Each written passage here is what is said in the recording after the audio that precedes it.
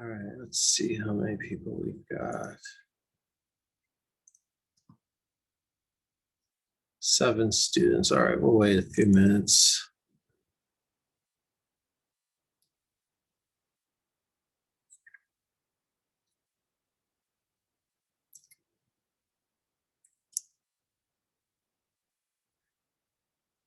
I posted yesterday on Blackboard a link to a summer school at Massachusetts General Hospital. That's a top research hospital, and it has one of the best biomedical optics groups in the country. If you're thinking about biomedical applications of optics, particularly going to graduate school for biomedical applications of optics, this summer school may be up your alley. It would be a few hours a week of seminars, lectures, meeting people from research groups there. It'll all be done remotely for several hours a week. So it could potentially fit with other summer activities like other research positions or jobs, depending on your hours, internships, summer classes.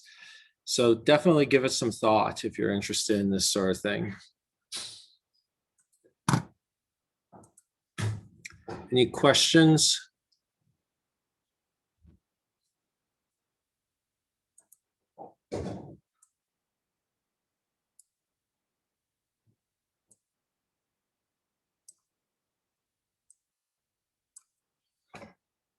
Okay, wait another minute to see who else shows up.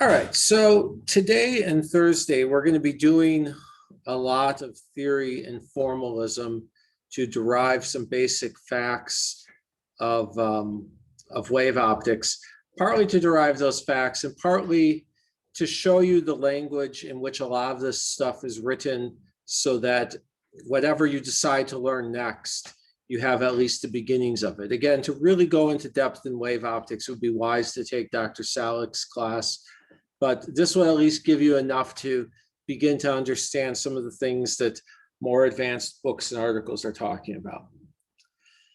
So we've been talking about how to write down a wave traveling in whatever direction. And we said that we can write it as the real part of some amplitude multiplied by e to the I k dot r minus omega t, where k points in the direction that it's traveling.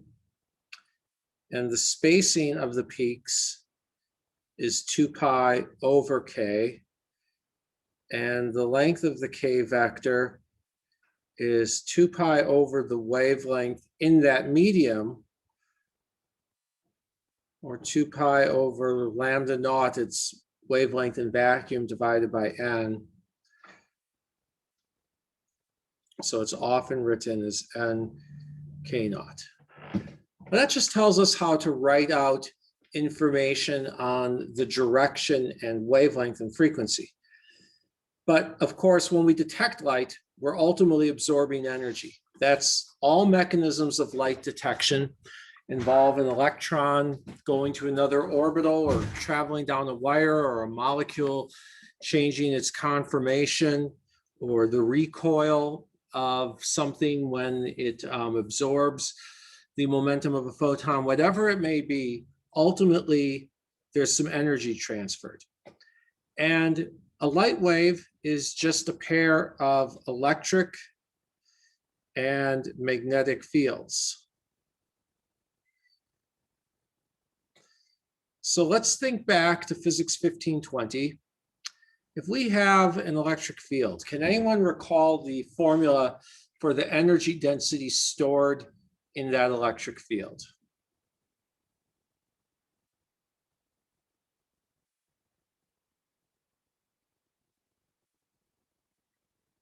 I know Physics 1520, E&M was a while ago, but think way back into those memory banks.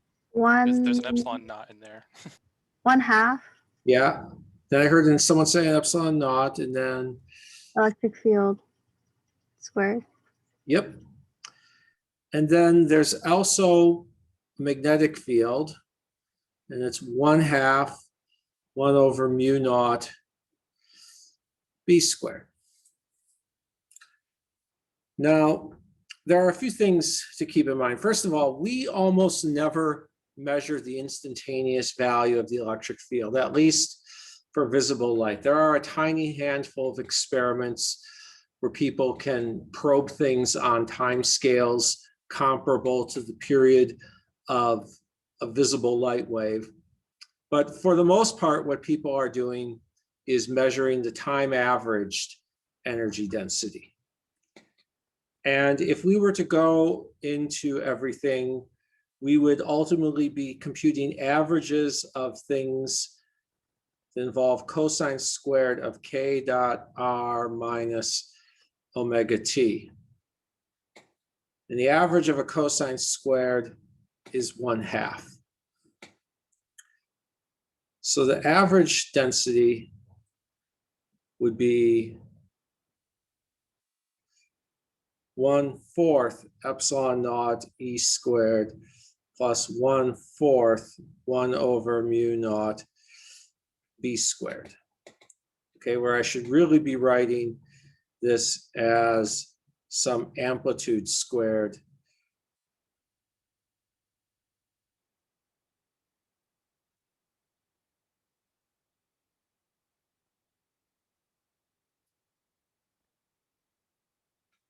All right, so if you think of the electric field, E naught is pointing in the direction that E oscillates in. It oscillates up and down from plus E naught to minus E naught. Now, this electric and magnetic field are not. Why are the constants not squared? Why are epsilon naught and mu naught? Do I have a simple answer for that? The best I could say is that, I mean, one thing I could just say is, well, that's where it comes from. And in different systems of units, you wouldn't even have an epsilon naught. But another thing I could say is that ultimately it comes from the fact that the work done by an E field, and we'll leave the B field aside, would be the integral of minus Q minus integral of Q E dot dr. Actually, it would be a plus depending. Yeah, it would be a plus because it's along the direction of the displacement. So this is force. This is the force dotted with the displacement. And that would be the work on a charge. And then if I were to go through all of the vector calculus gymnastics of considering a collection of charges so that there's some energy density, I would wind up doing integrals of rho v, charge density versus charge density multiplied by voltage, d volume. I'll write vol instead of v to accommodate that. And where do I go from there? So where I go from there is this is a triple integral. Rho is del squared v. And I would wind up taking an integral of the second derivative. When I do this, I would basically do a three-dimensional version of integration by parts. So rho is epsilon naught. Okay. Del squared V is, I think, I can't do this off the top of my head without losing the occasional minus sign. But del squared V is, I think, minus rho over epsilon naught. So if del squared V is minus rho over epsilon naught, I'm integrating a charge density multiplied by a voltage. So rho is minus epsilon naught del squared V. And you could think about this as a three-dimensional equivalent of having a second derivative multiplied by a function. And when I do a three-dimensional analog of integration by parts using theorems of vector calculus, I will wind up getting epsilon naught gradient of V squared. And this is, of course, part of the E field. That's the best short answer. To do all of this right, the way to do all of this truly right, I mean, if I worked at it for 10 minutes, then I could put together a lecture where I fill in a lot more blanks and start answering, well, what about the part of the E field that isn't a gradient? But then you could ask me about some blanks there, and to do it really, really right, I would have to go to one of the books by Cohen Tanuji.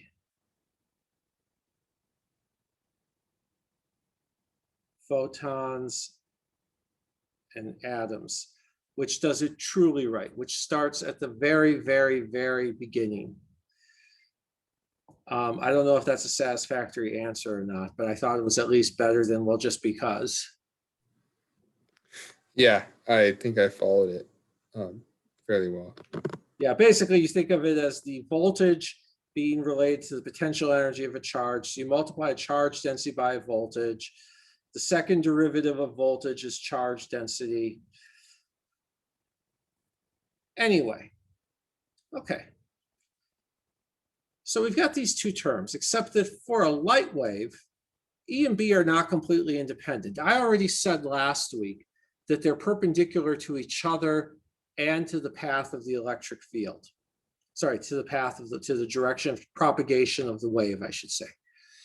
And they're related by the right-hand rule. If I start with my fingers pointing in the direction of E and curl them towards B, my thumb points in the direction that they're traveling. So we know that E and B are perpendicular. And furthermore, a basic fact is that the length of the B field is 1 over the speed of light times the length of the E field, which means that I could rewrite this energy density as 1/4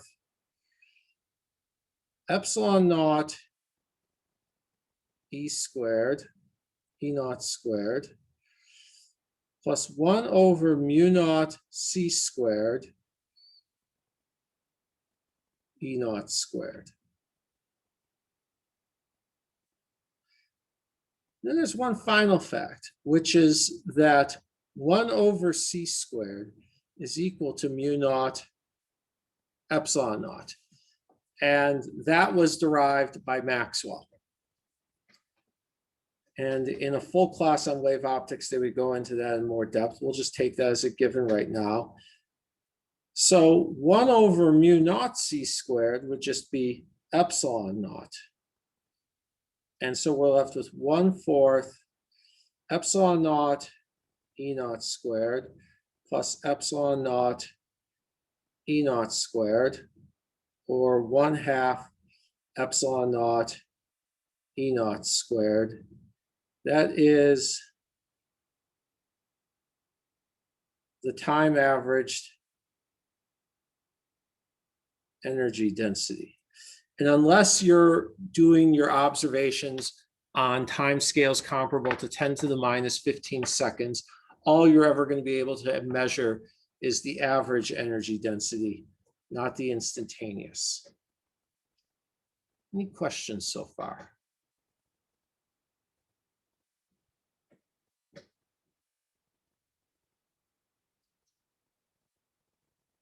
Okay, but we don't even actually measure the energy density, because real measurement devices are not setting up a box and then snapping the box shut and capturing energy and measuring how much is inside the box. Real measurements are about looking at the rate at which energy hits a surface. All right, so we've got some wave coming in, and there's an E field and a B field, and I've drawn them this way so that the E field is pointing up, the B field is into the page. When I curl my fingers into the page, my thumb goes in this direction. That's what we really measure. We measure the rate at which energy hits the surface. So we measure the integral over an area of IdA, and also integrate it over time, because of course we can't measure how much energy is hitting a surface at 1 second. We can only measure over a time. And this intensity is energy per area per time. Now, there are two ways at this point that I could derive the fact that I'm about to derive. One is by going deep into Maxwell's equations, and that has the advantage of being correct, but it's not a unique advantage, because the other approach I'm going to take is also correct, and it has the advantage of being fairly generic to the flow of anything that carries energy, to the flow of wind, to the flow of water, to the flow of anything that can carry energy with it. So I'm going to take to the flux of other types of radiation, charged particles, say, the flux of neutrons in a reactor. So if I've got a surface, and stuff is heading towards this surface, got something flowing. In this case, it's light, but it didn't have to be light. We could look at all of the light that hits this surface from t equals 0 to t equals delta t. So we could start the clock at t equals 0, and any light that happens to be right here at the surface is going to hit it, of course. And any light that's all the way back here is also going to hit it, because this is the stuff that will arrive delta t later. This is the stuff that arrives at t equals 0. And this is the stuff that will arrive at t equals delta t. So this spacing must be c delta t.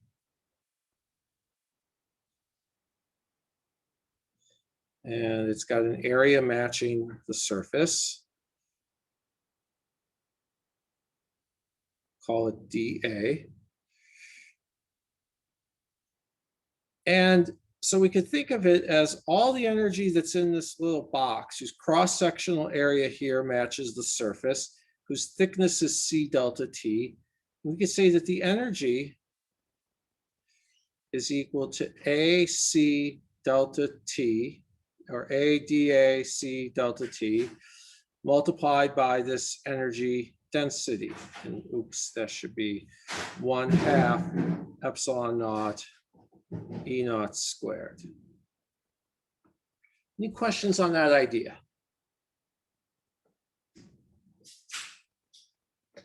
The amount of energy that will cross this surface in a time interval delta t is equal to the amount of energy that's currently in some box that extends away from the surface, but by the time it gets there, it'll catch up.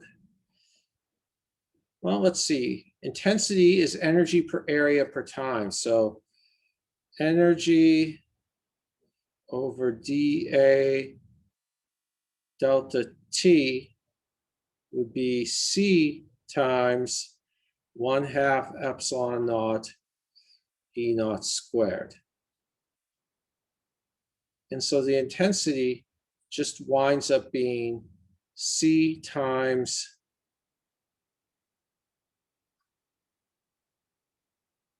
the energy density.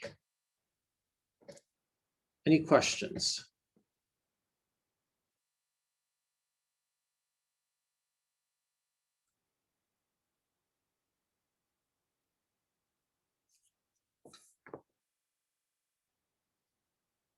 What I want you to take away from this is that we are going to be repeatedly calculating the square of an electric field.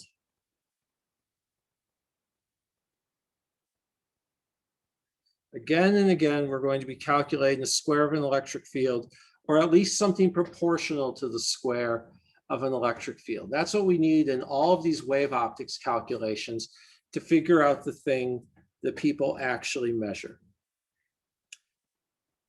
Also, in all of these time average calculations, I keep saying that E is the real part of some E naught e to the I k dot r minus omega t. Well, if I do this, most people leave out the real part. We just say E naught e to the I k dot r minus omega t. And then sometimes they even leave out, they don't even put in the k dot r, because sometimes it's more complicated than that. It's still oscillating at a frequency omega, but it could be some complicated function of x, y, z, e to the minus I omega t. Anytime you have interference of light, you're adding up a bunch of different waves traveling in different directions. So we're not just dealing with a single plane wave. Then we could wind up with a situation like that. But the time average of E squared is 1/2 E star dot E. And the way to see that is this could be some complex function. That would just mean that it has a different phase at different time in different places. Like you could imagine if we've got a wave sloshing back and forth, sometimes it could be at its peak over here and its trough over there, and other times that's trough over here and its peak over there. So the energy could be sloshing back and forth. You could have a wave trapped between two plates. Let me redo that. You have a wave trapped between two plates, oscillating up and down. It's in a different phase here than there. But if I take the complex conjugate of the E field and multiply it by itself, what I'm doing is I'm getting rid of this, okay? I'm getting rid of the E to the minus I omega t. And then all of the complex dependence here, what I'm really saying is that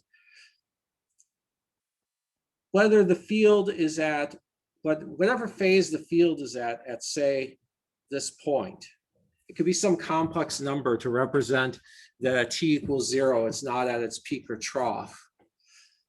But whatever the magnitude of that complex number is, that's the amplitude of the E field there, okay?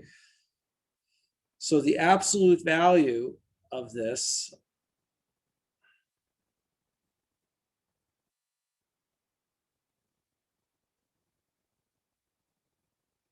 is the amplitude. And whenever you multiply a complex number by its complex conjugate, you just get the square of its amplitude. So what I want you to take away is that what we're really going to be measuring repeatedly is 1/2 E star E, because when we start doing these calculations, adding up complex waves, we're going to get messy formulas.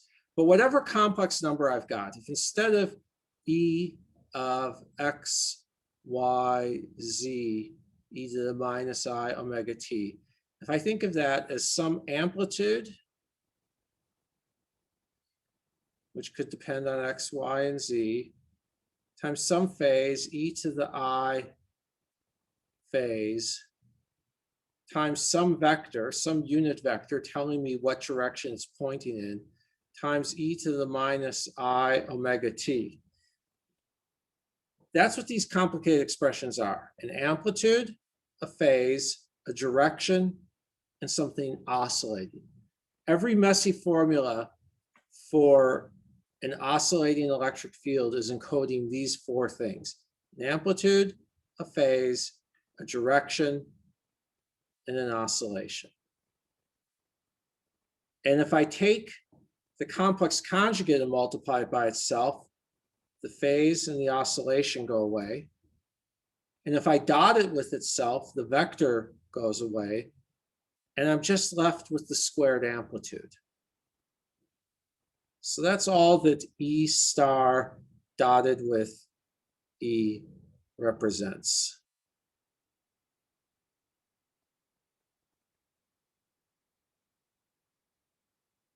And then the 1/2 just represents the fact that, well, the amplitude is the largest value it can have.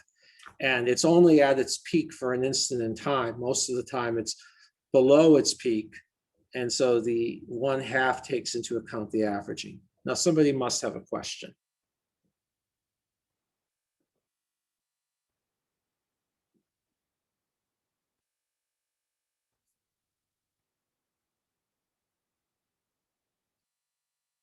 I breezed through a whole lot of formalism. You can't tell me that nobody has a question.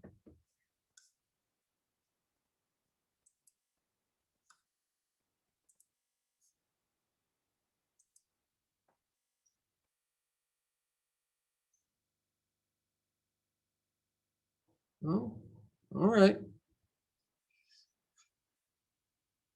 Okay, let's talk now about a very important case where we don't just have a plane wave. We don't just have e to the I k dot r. Let's talk about a point source of light.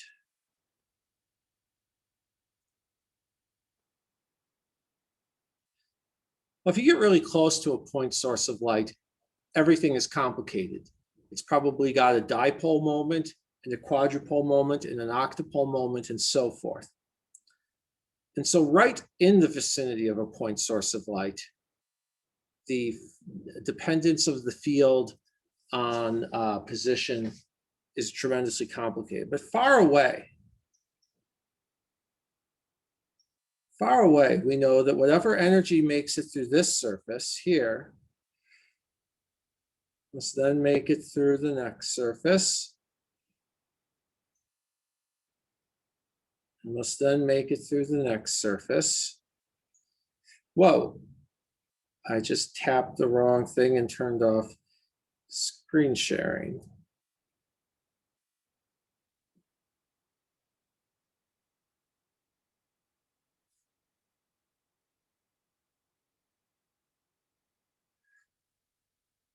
So r squared, 4 pi r squared, if it's spreading out over a spherical surface, 4 pi r squared times e squared must be constant. And you might say, well, what about the 1/2s and the c's and the epsilon naughts and whatever? Duly noted. But again, those are just constants. So 4 pi r squared, the area of that spherical surface, whatever spherical surface it's currently passing through, multiplied by e squared, must be constant, so that the same amount of energy passes through each surface each second. Which means e squared is proportional to 1 over r squared. Which means that E is proportional to e to the I kr over r, e to the minus I omega t. And there might also be some function of theta and phi to reflect the fact that different amounts are going in different directions. But let's just break this down into pieces. This just says that it's a wave with successive peaks and troughs, okay? We've got a peak here, and a peak there, and a peak there. We've just got these concentric rings of peaks.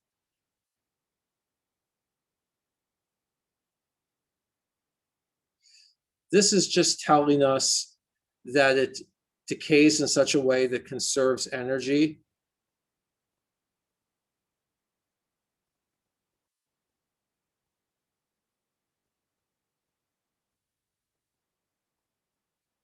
This is just telling us that it's oscillating. And this is just telling us that different amounts go in different directions. It's very much like a sentence. A sentence has verbs and nouns and prepositions and adjectives and adverbs, and they're all performing a function. They're all working together to convey a message. Well, this conveys the message that it's a wave with peaks and troughs. This conveys a message about power, same power through each surface. This conveys a message about oscillation, and this tells you how much goes through each surface. We won't deal with this very much. We won't deal with it explicitly. It'll come out implicitly as we solve different problems. So that's something we're going to have to deal with a lot. Oh, and of course, there should be some amplitude and some vector. And that unit vector will probably depend on where we are. We're not going to worry about it too much because in the end, we're always just dotting the field with itself. So a field like this would have 1, 2, 3, 4, 5, 6 pieces of information in it. Peaks and troughs, conserved power, oscillation, directional dependence, an amplitude, and a direction. But just think of it as a sentence with 6 words in it, basically. Any questions?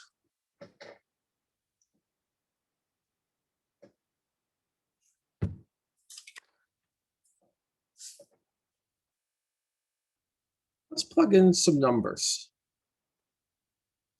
Let's actually figure out what a typical amplitude of the electric field would be. For sunlight, the intensity at the Earth's surface is roughly 10 to the third watts per square meter. And that's got to be 1/2 epsilon naught E naught squared C. So if we do the algebra, E is the square root of 2I over epsilon naught C. And then it's just a matter of plugging in numbers for epsilon naught and C. And if we do that, we get about 800 newtons per coulomb or 800 volts per meter, which sure sounds like a lot.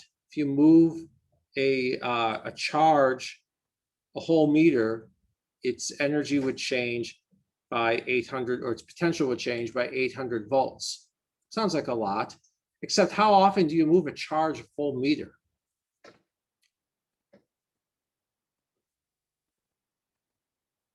Like I said, it sounds big, but let's think about what does light actually do? It shakes electrons that are orbiting nuclei. It shakes electrons in atoms and molecules. So let's talk about a hydrogen atom.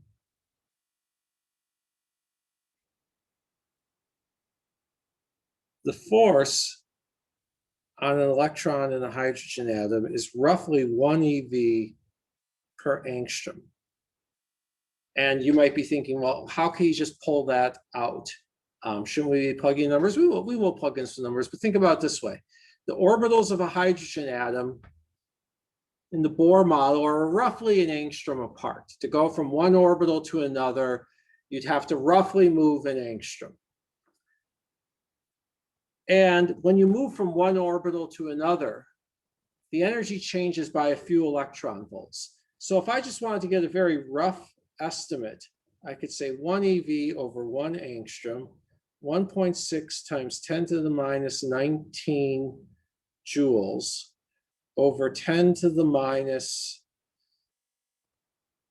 10 meters, which would be equal to 1.6 times 10 to the minus 9 newtons. Well, that doesn't look like very much compared to this, except that this was newtons per coulomb. So now let's divide that force by the by the charge of an electron. Force over charge would be 1.6 times 10 to the minus 9 newtons divided by 1.6 times 10 to the minus 19 coulombs. That's the charge of an electron, which is 10 to the 10th newtons per coulomb versus less than 10 to the 3rd newtons per coulomb from sunlight. So sunlight is way, way, way weaker than the electric fields that electrons feel in atoms. And that's actually a good thing, because if this energy, if sunlight were as powerful as the electric fields in atoms, then sunlight would be just routinely ionizing atoms, all right? Sunlight can ionize an atom, but only if it's exactly resonant, okay? Only if it hits one of those absorption lines for ionization. If it just happens to hit the right line, and you might say, well, why is it that if it's resonant? Anybody want to take a guess as to why this weak field could rip an electron off if it's resonant?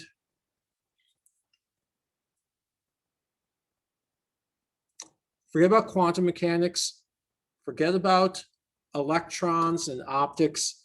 Just think about why a weak force could do tremendous damage when it's on resonance. Because when things are resonant, all the peaks align, and so all the forces are adding together instead of canceling out. Yep, because the forces, something's moving up and down. You apply a force, something moves up and down. If you just applied the force for a very short time and things moved up and down a lot, whatever.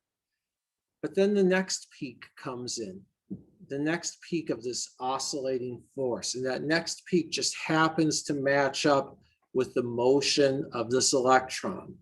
Okay, so it moves a little more. And then the next peak comes in. It's like the examples, which forget about the Tacoma Narrows Bridge. That one's complicated, involves lots of aerodynamics I don't understand. People marching on a bridge. I mean, have you ever on a footbridge, apparently if you hit it at just, if you march at just the right pace, you can make the thing shake pretty hard. And if you ever shake a large object to get it resonating, it's not like the second you touch it, the whole thing just shatters. It's more like you start pushing on something and it vibrates more and more and more and more. And so the way that any kind of light could ionize an atom is if it's at the right frequency and you apply it for a time that might seem very short to our human perception, but to an atom, I mean, okay, if it's not resonant, then the motion of the electrons has some period on the order of 10 to the minus 15 seconds. And anything that seems like even an instant to a human eye could be thousands or millions or billions or trillions of periods of revolution to the atom. And so that is why you can ionize an atom with light that's resonant.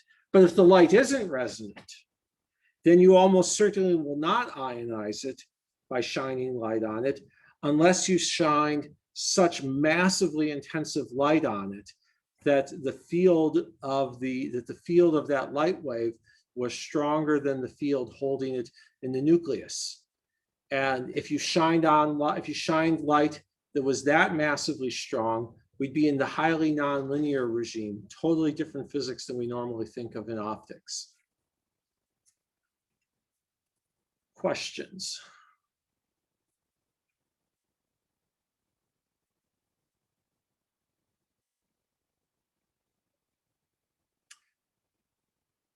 I know that a lot of what I've been doing for the past 40 minutes will seem kind of abstract, but here are the key takeaways. The energy density in a light wave is the same as the energy density in any other situation that involves electric and magnetic fields. An electric and magnetic field is a field. An E field's an E field, a B field's a B field. They store energy, same way as anything else. But we only measure the instantaneous energy, and we can work out a relationship between the intensity, the rate at which the light arrives, and the density, how much is stored in a region of space, by just remembering that, well, the amount of energy that arrives has to be equal to the amount that flowed through that surface. And this will show up anytime that you're doing calculations that involve something flowing and carrying energy.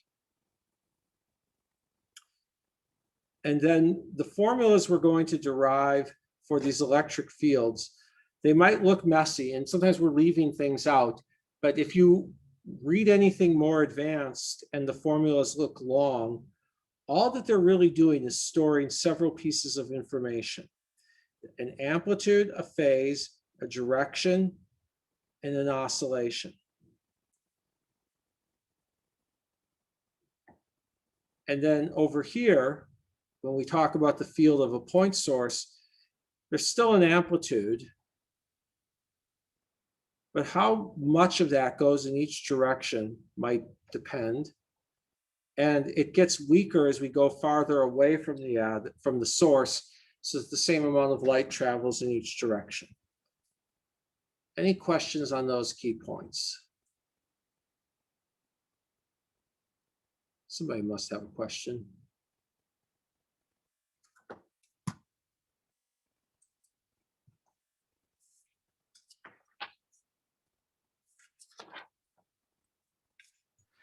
Professor, Yeah. I think I should ask you this like after class, but when You're you asking mentioned, now, so just do it. okay, so when you mentioned about the point charge, for E&M, we learned something called Earnshaw's theorem. Does that relate to anything like when you were talking about that point source example? Earnshaw's theorem has to do with the absence of an equilibrium point in an electrostatic field.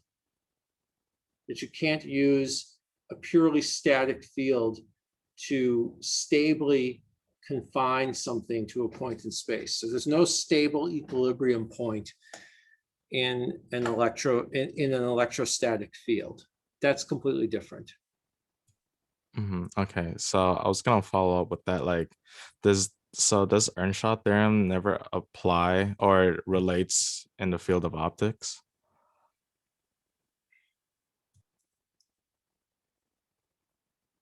I mean, everything turns out to relate to everything else. If I thought about it hard enough, I could find some situation where where some aspect, I don't know, where some aspect of Earnshaw's theorem applies. I mean, people build optical traps where they do stably trap atoms, but there we're not just relying on electrostatics anymore. So that would be a counterexample to Earnshaw's theorem, because it's not about electrostatics.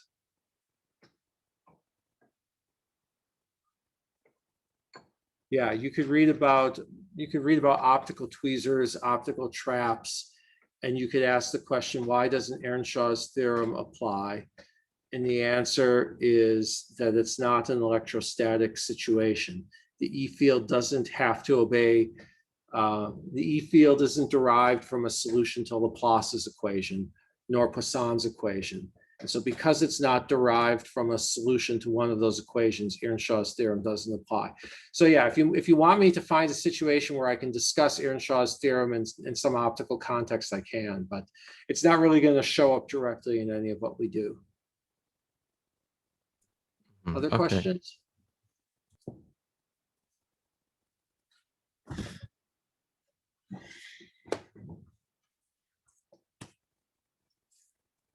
Well, then let's do one more calculation, and then I'll show you some pictures, and then we'll do more calculations. Let's just try adding up two waves, e to the I k1 dot r minus omega t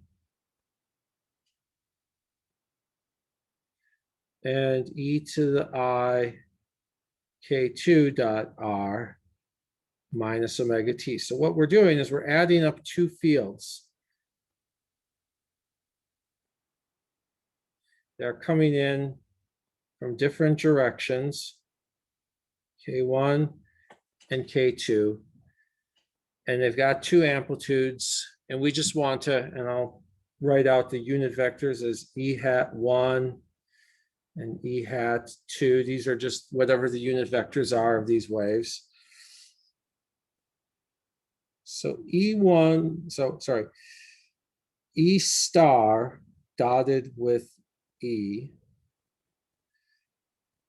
would be equal to A1, E hat 1, e to the minus I, yada, yada, yada, plus A2, E hat 2, e to the minus I, yada, yada, yada.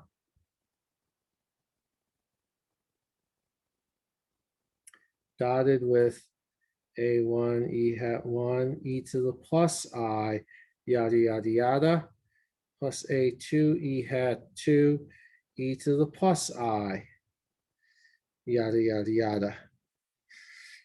To quote Seinfeld, I yada, yada'd the best part. Seriously, I did, because everything, I'm gonna have to bring back some of that in a moment. All right, so when I start doing all of these dot products, first I take this term and I dot it with everything down here. I get an A1 squared from dotting this with this. And I get an A1, A2, E hat 1 dot E hat 2. And then this e to the minus I, all that, well, there's going to be an e to the plus I omega t. And I'm going to be dotting it with this, which has a minus I omega t.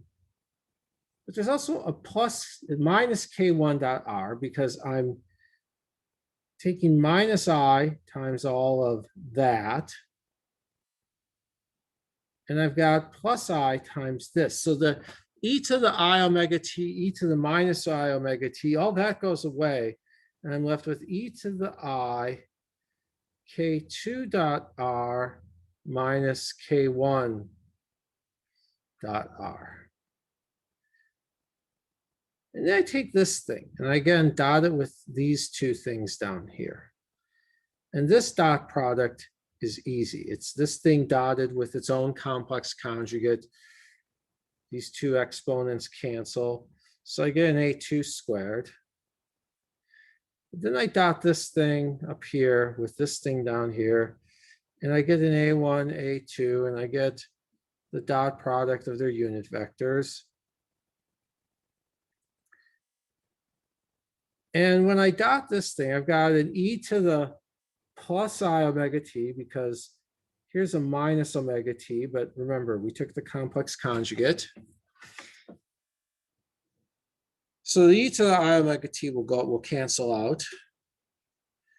But then I've got this minus k2 dot r, and I've got a plus k1 dot r.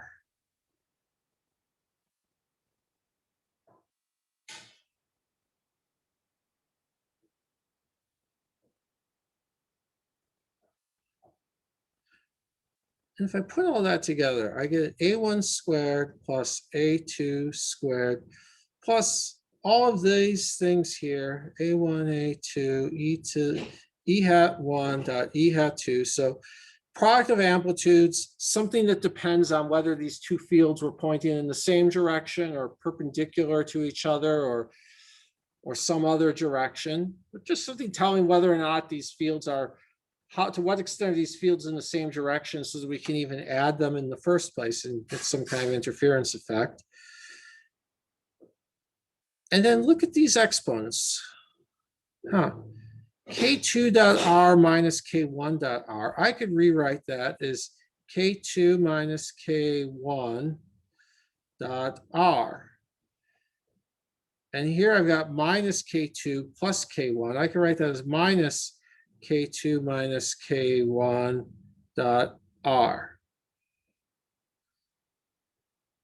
So I've got e to the I, this thing, e to the minus I, this thing. What's e to the I something plus e to the minus I, that same something?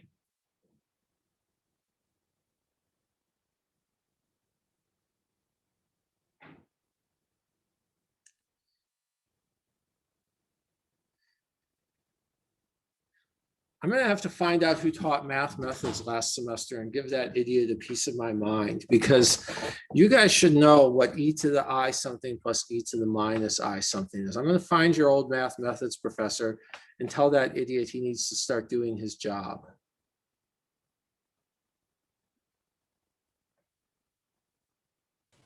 E. 2 cosine U. 2 cosine, yeah. And for those who weren't in math methods last semester, the answer is I'm the idiot who taught it last semester. And I want you to think that I use my class time to issue threats against colleagues. That was a joke at my own expense.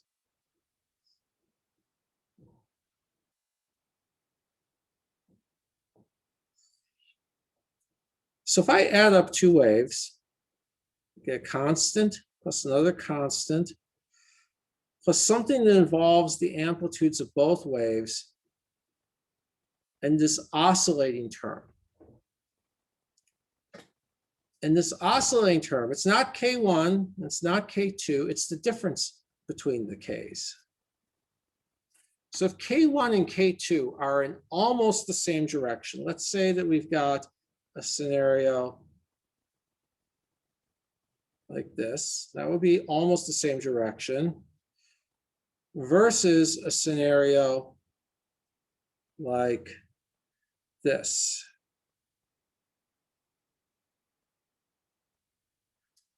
Which one, in which of these two cases will the peaks be closer together?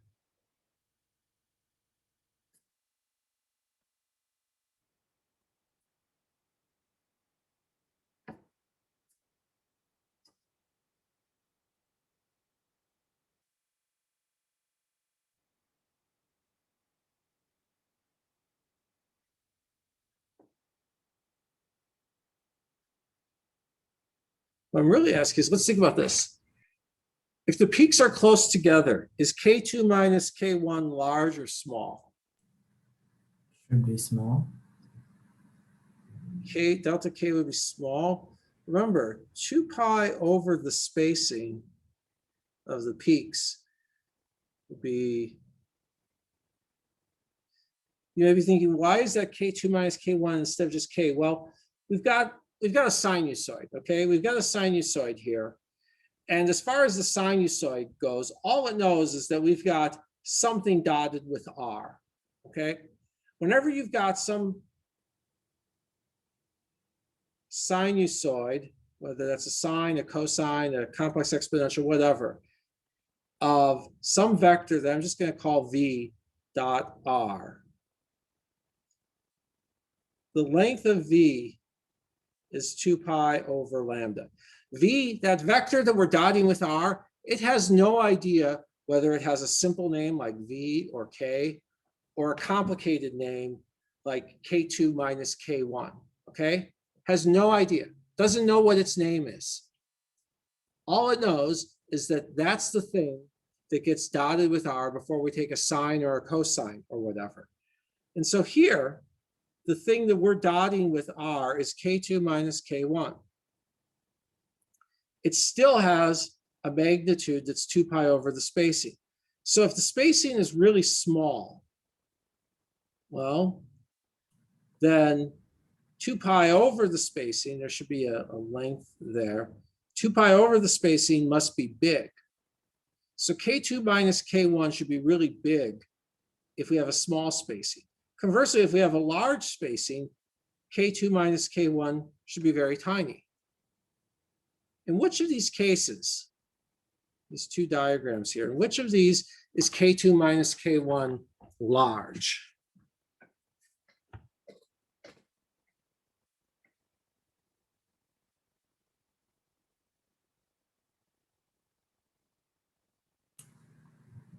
Would it be the second one? One on the right? Yeah. Yes, because in this case, they're pointing in drastically different directions. These are very different vectors. Another way to think of it, if you want to do it algebraically, is that K2 minus K1 would be the same as K2 plus negative K1. So we could start off with K2. And then if K1 is up and to the left, negative K1 must be down and to the right. So this would be K2 minus K1. Whereas in the second case, the vectors are very similar to each other. They point in almost the same direction. Their difference had better be very small. And again, we could think of this K2 plus negative K1 would be this K2. And then when we add, we always go head to tail. This would be minus K1.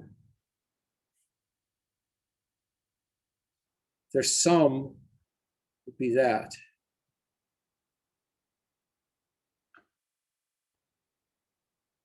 So in this case, we're going to have a large peak spacing. And here we're going to have a small peak spacing.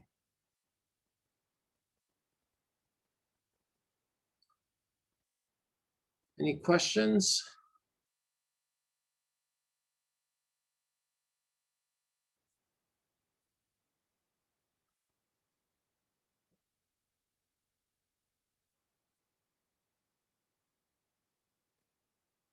All right, then let me show you a few pictures and then we'll take a break and then we'll do calculations. So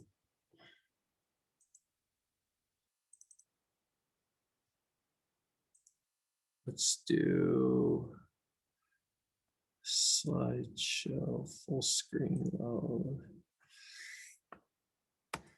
Okay. So this is basically what I was talking about. We send in two waves, and here I'm doing a much simpler case where the amplitudes are the same and we don't have to worry about the unit vectors, like maybe both of, even though the waves are coming in like this, if we assume that they're both pointing into the screen or out of the screen, then the dot product of the unit vectors will just be 1. So it's a much simpler case. The spatial period, the spacing between the peaks and troughs, will be 2 pi over delta k. And these two waves are coming in at very different directions. And so we have a large delta k, we have a small peak spacing. And people will use this to do something called interferometric photolithography, where, who can tell me what photolithography is?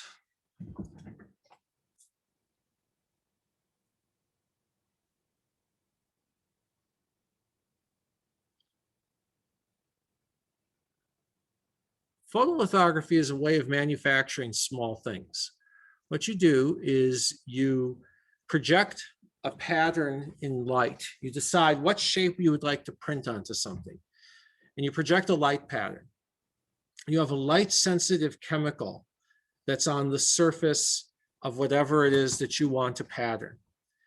And there are positive and negative resists. I can never remember which one is the one that becomes easier to remove.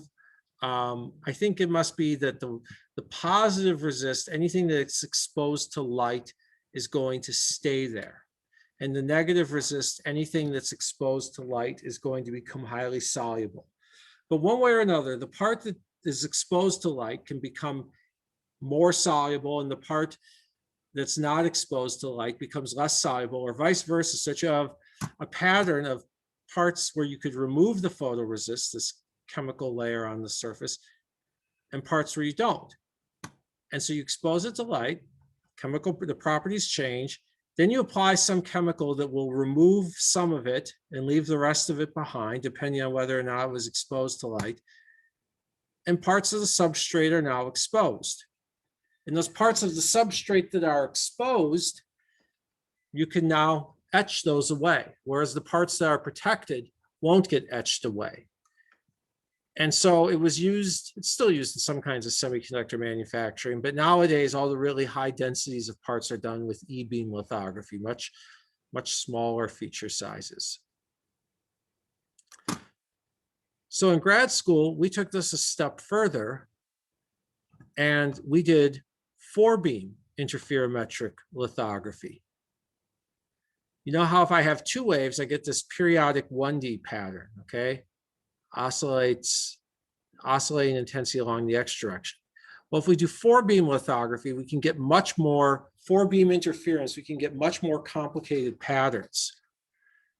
And some of the stuff was, when it was exposed to light, some of the stuff hardened and other stuff remained soluble. And we could imprint these 3D periodic patterns onto a surface. That was a little side project of mine in grad school. Any questions on this stuff before we get to something much older? So you said this isn't used like EB lithography. So what is the range in meters where we would want this, and what is like EB lithography like? So delta K can never be larger than 4 pi over lambda. If the difference between the K vectors was 4 pi, was you got 2 pi over lambda this way, 2 pi over lambda that way, the difference would be 4 pi over lambda, okay? So the feature size can never be smaller than lambda over 2. Well, for visible light, lambda over 2 is going to be larger than 200 nanometers. So electron beam lithography, where you use electron beams, Okay. you blast something with electrons, and we can focus. I mean, electrons can have as short of a wavelength as you want, depending on the voltage you crank up. So electron beam lithography can do much smaller feature sizes. Cool. Thanks. Other questions?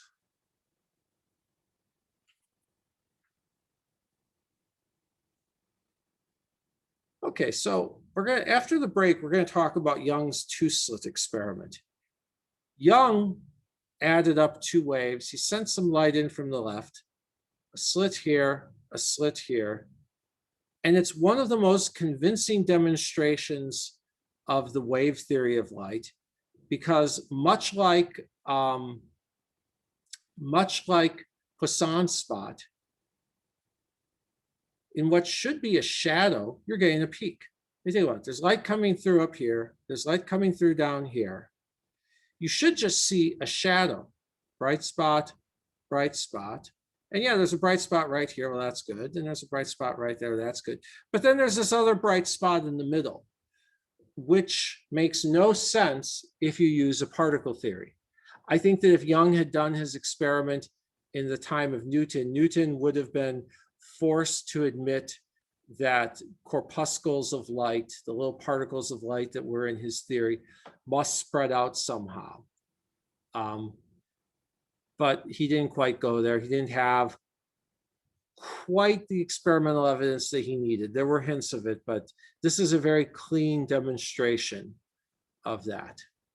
And so that's one of the experiments we're going to try to understand with a calculation of the sort we were just doing.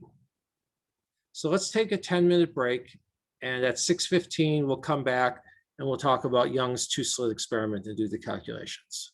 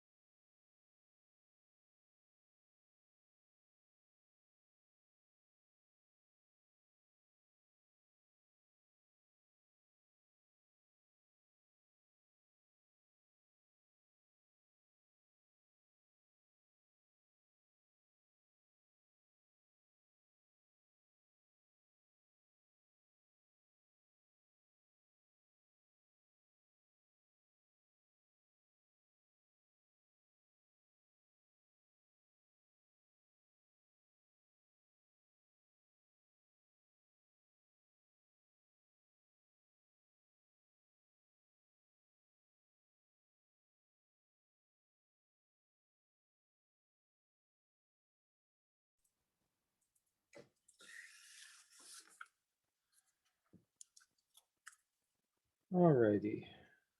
Let's get started again.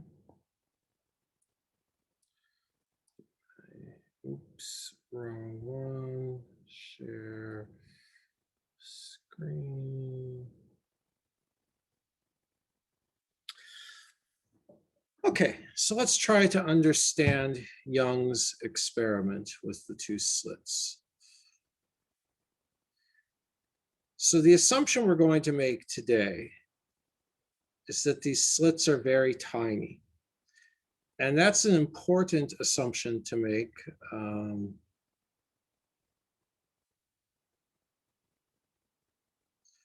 It's a very important assumption to make because let's say we've got our screen over here and we consider this point on the screen. Well, try to draw it a little bit better. Okay, so we consider this point on the screen. Now, of course, if the slit's letting some amount of light through, it can't have zero size, but it should have a very, very tiny size. And the reason it should be tiny is so that this little extra distance here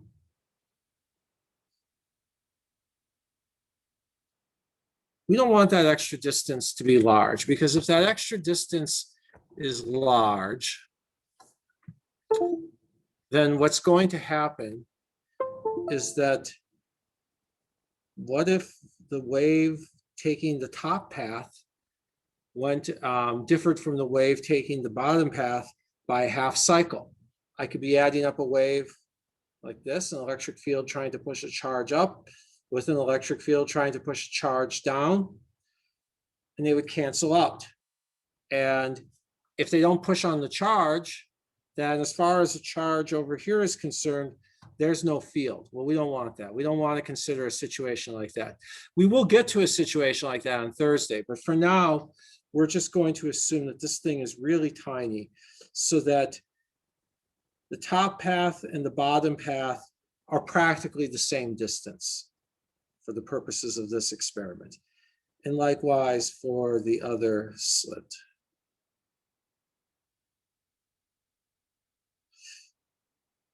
All right, and so I'm going to call this distance R1. I'm going to call this distance R2. And then the E field at this point P, E of P is going to be e to the I k R1 over R1 plus e to the I k R2 over R2. And there's some amplitude, but it's not going to matter. We'll assume that they have the same amplitudes.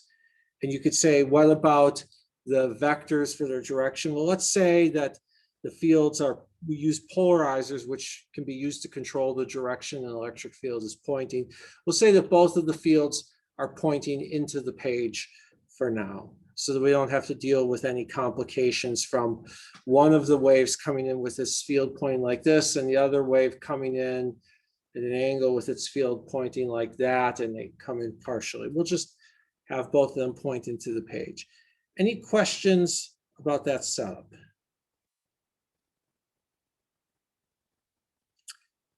And there's an e to the minus I omega t, but we won't worry about that because it's going to go away when we compute E star E.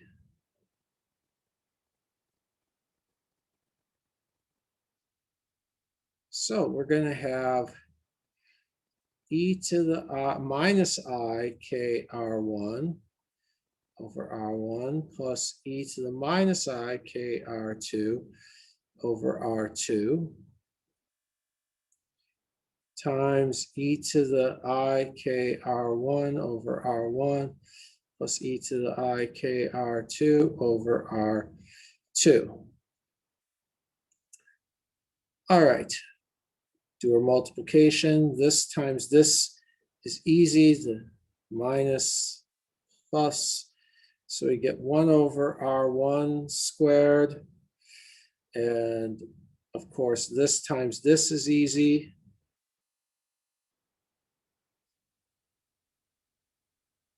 But this times that, we've got R2 minus R1. And there's a 1 over R1 here and a 1 over R2 there.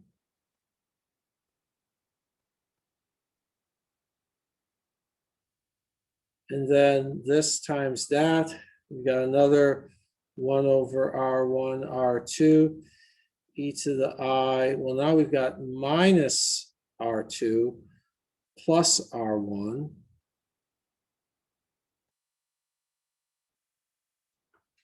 All right, and if we put all that together,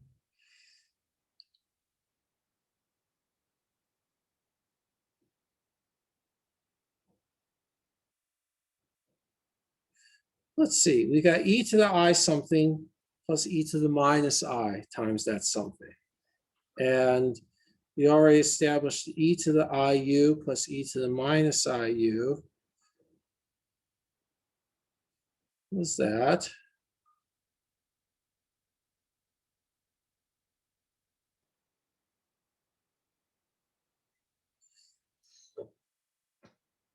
Any questions?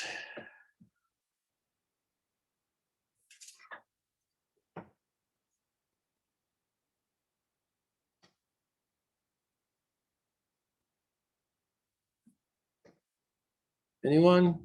Going once, going twice.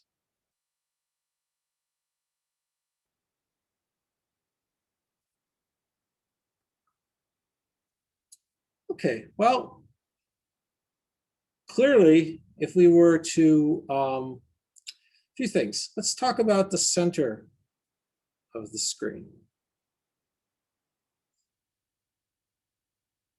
The center should be equidistant from top and bottom. And if it's equidistant from top and bottom, don't think too hard. Don't make this difficult. What's R2 minus R1? 0. Correctamundo. So we're going to get 1 over R1.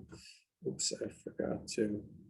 R1 squared plus 1 over R2 squared plus 2 over R1 R2 because cosine of 0 is 1.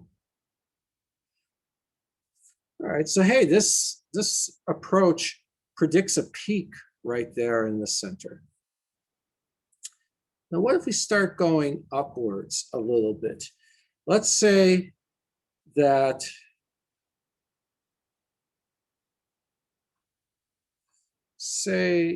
R2 minus R1 is equal to lambda over 2. Then what's k times that difference?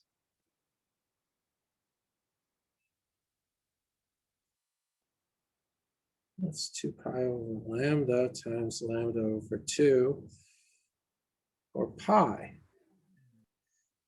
So now our intensity is 1 over R1 squared plus 1 over R2 squared minus 2 over R1 R2 because cosine of pi is -1.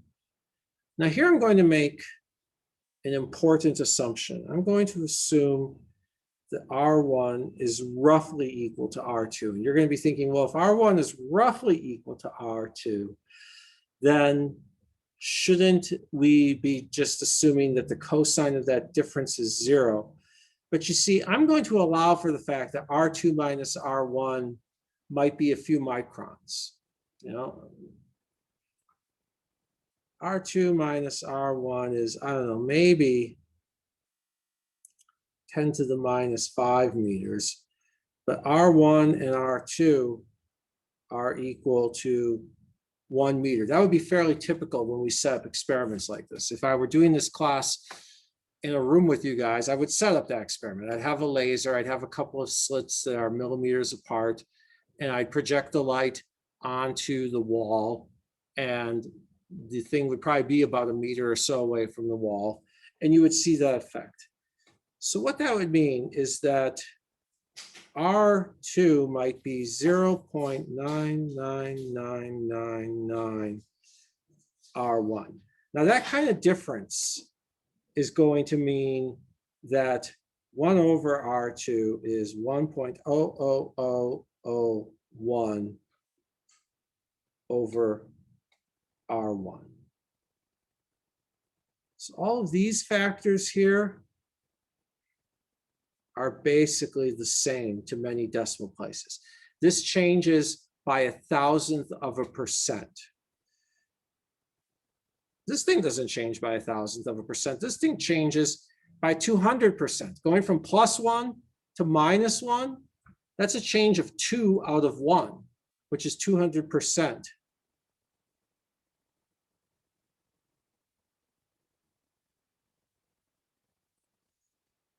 Whereas here, the percent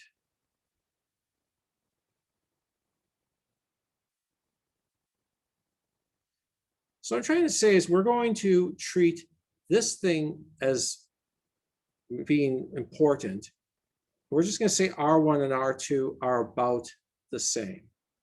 So whenever I've got the difference between those two inside a sine or a cosine, we'll worry about that difference.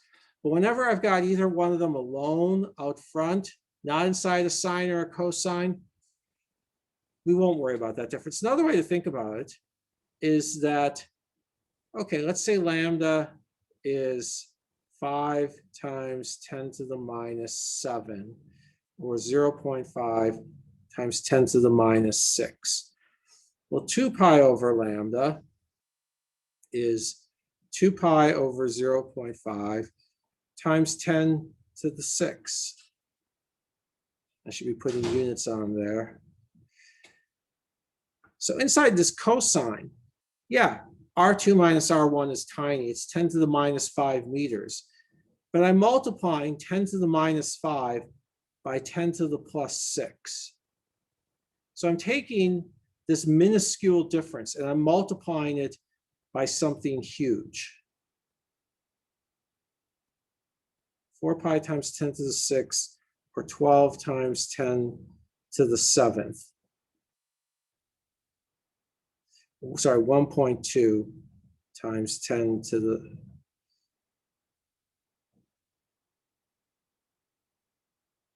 1.2 times 10 to the 7th inverse meters. Does that make sense? That this tiny difference only matters when we multiply it by a huge K? We good with that?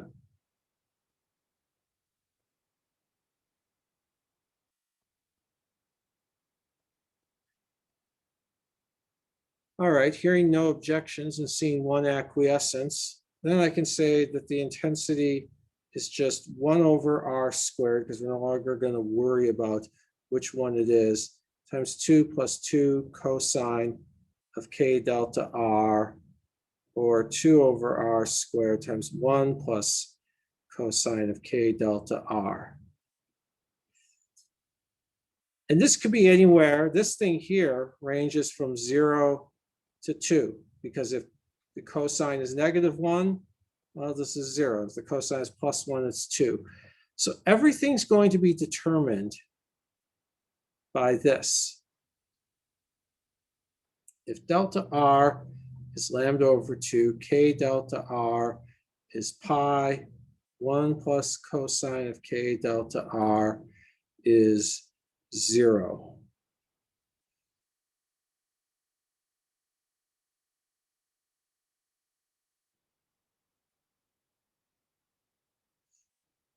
So we can have zeros here.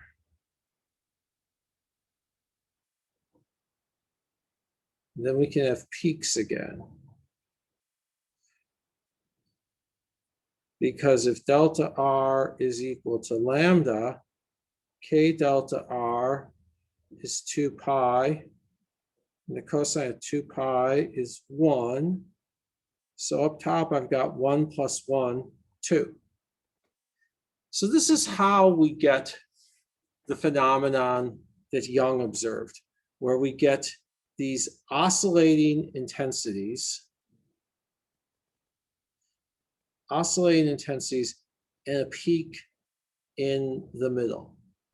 Any questions so far?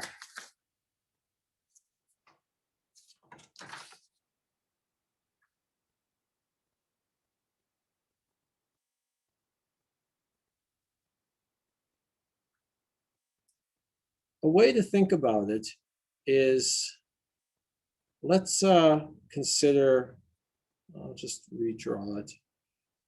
Way to visualize it is this.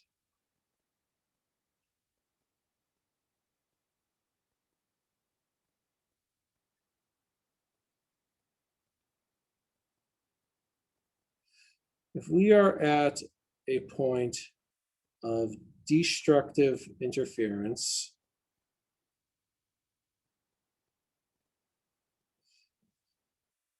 then I will have to draw it.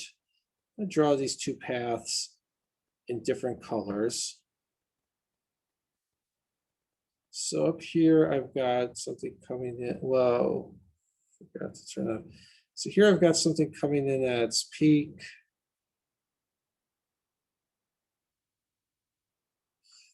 Starts off at its trough. By the time it gets here, it's at its peak again. Whereas on the top one, I've got something that starts off at its trough and finishes at its trough. Right, and obviously I didn't draw that very well, but the idea is that this one went through 1/2 cycle less distance. The top one went through 1/2 cycle less. So a peak is meeting a trough. The waves are canceling out. Whenever we measure right here, one of them is pointing up and the other is pointing down, or vice versa. No charge can move. Whereas over here in the middle, whatever direction one of them is pointing, so is the other. And so they push on the charge in the same direction and produce a strong effect. Any questions?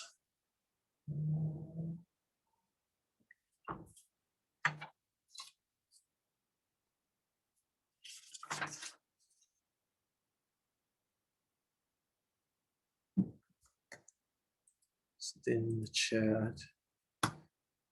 No questions?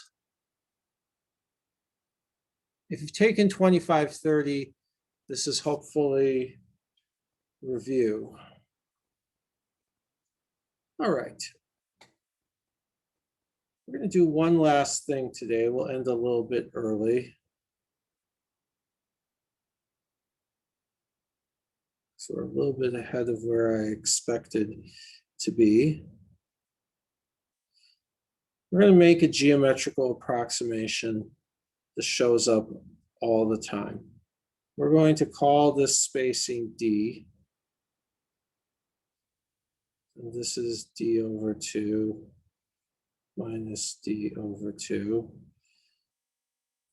And we'll consider, if I want to do this right, then I should make the slits much closer together. Yeah, I'll make the slits closer together to really make this not totally accurate, but at least slightly more plausible.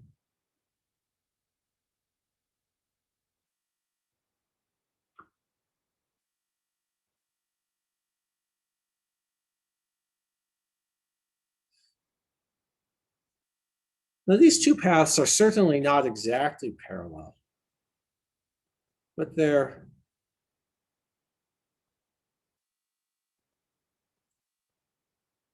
kind of parallel. And as I move the screen farther and farther back, they're going to become closer and closer to parallel. If I move this screen further and further to the right, everything would become more accurate. If I put it over here,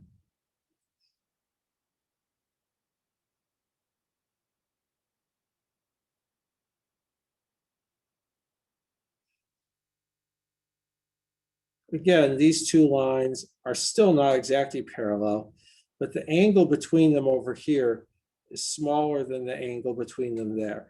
And I'm doing two drawings rather than just one drawing to show what the limit is, to show that as I move the screen further and further back, it becomes more and more realistic to say that the angle between these two paths is almost zero.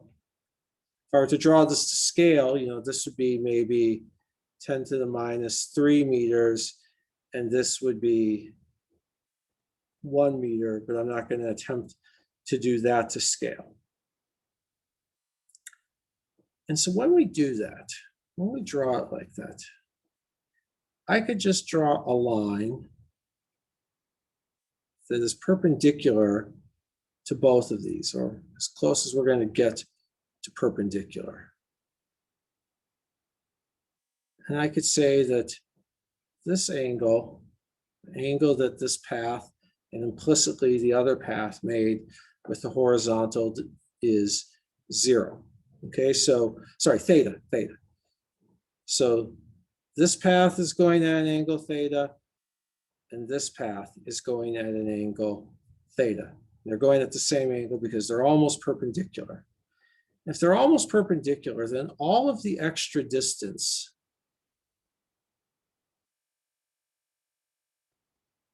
is right there. That's the only difference between these two paths. And this spacing between the slits, we're going to call D.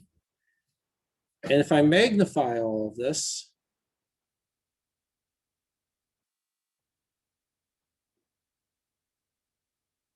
I should really make this larger. This is a magnified version of it.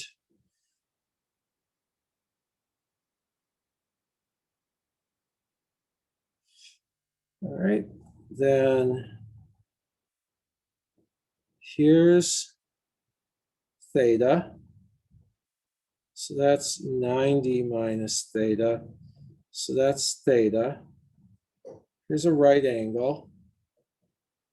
It's supposed to be 90 minus theta, not a right angle symbol. And this hypotenuse is D. So if the hypotenuse is D, what's the path difference in terms of D and theta?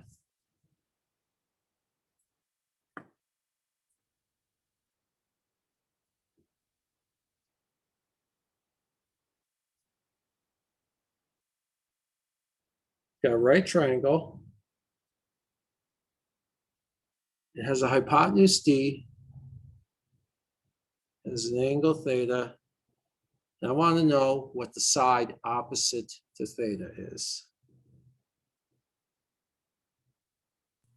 The d sine theta. Yep. That's delta R, right? And so we established that we get a max if K delta R is 0 or 2 pi, etc., or delta R is 0 or lambda or 2 lambda, 3 lambda. In general, delta R equals an integer times lambda. We just did for the case of 0 and lambda by plugging into these formulas. But we're definitely going to get a maximum if delta R is equal to m lambda. So d sine theta equals m lambda. That's a maximum.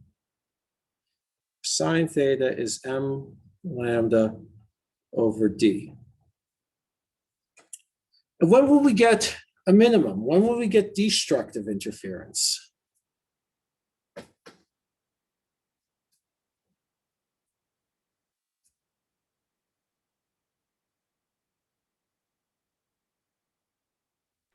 At every lambda over 2. Yep.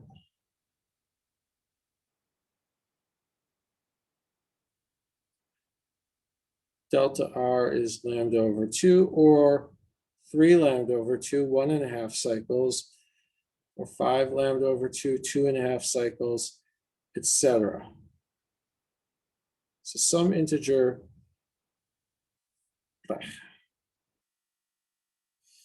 plus a half times lambda. All right, so if we draw this out,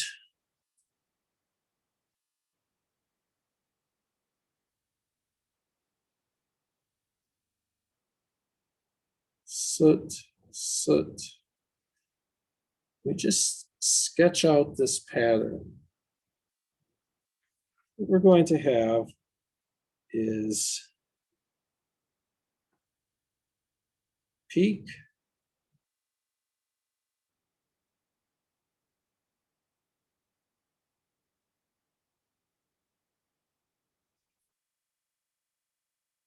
and so at all of these peaks, we've got at the peaks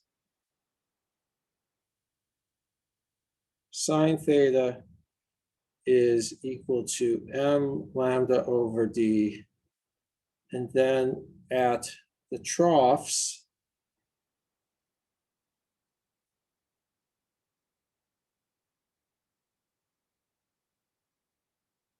sine theta is m plus a half lambda over d. And so the spacing here, we'll do the spacing of the peaks. The peak spacing, delta sine theta, is lambda over d. Now, what does that remind us of when we were playing with Zemax last week, illustrating some wave optics ideas?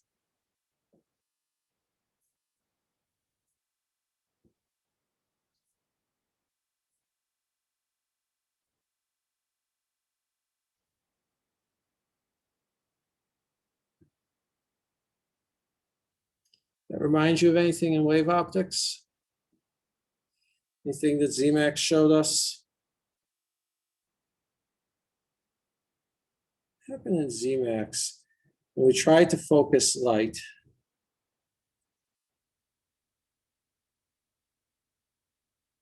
Send in the light, got focused, and we got a pattern like this.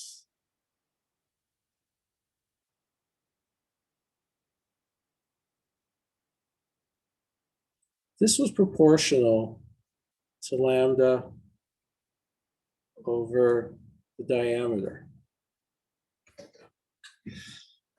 The quantitative details were different. The specifics were different. The shape wasn't like this. It wasn't exactly sine of something. It wasn't like a sinc function. It was closer to a sinc function, but it wasn't actually a sinc function. It was qualitatively kind of similar to it. But remember how the distance to this first zero was proportional to lambda and inversely proportional to the diameter. If we narrowed this aperture, then this zero would move upwards as we narrowed the aperture. And if we widened the aperture, the zero would move downwards as long as we were in a diffraction limited rather than an aberration limited regime.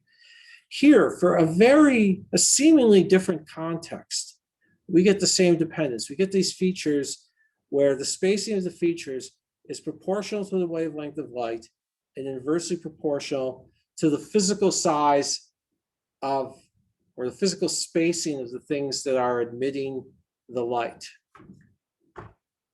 We're going to see this pattern again and again when we do these calculations. We'll see a pattern like this on Thursday when we talk about square, first one-dimensional and then 2D square and rectangular apertures. And then we'll see a pattern like that the week after spring break when we deal with circular apertures and modulation transfer functions for circular apertures. So it's something that shows up again and again. Any questions? Professor, you were calling for Poisson spot for that second drawing right there in the black. Well, it's kind of like Poisson's spot. I mean, it's actually the opposite because it involves an open circular aperture, whereas Poisson's spot was in the shadow of a circular screen.